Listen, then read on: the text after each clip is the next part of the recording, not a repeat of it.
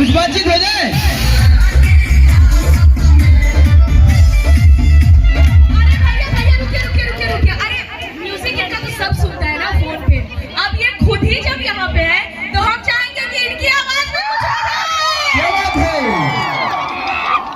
कैसे हैं आप सभी?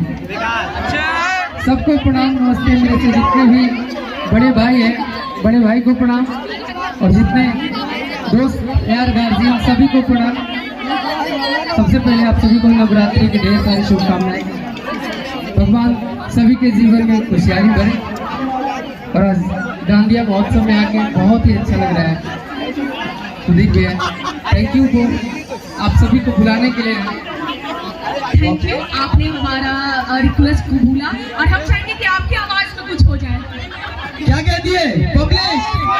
एक मेरा गाना अभी कुछ भाई लोग रील्स बहुत ज्यादा बनाए थे उस पर कि अखियां से नींद चैन दिल की उड़ाती है, कि अखियां से नींद चैन दिल की उड़ाती है,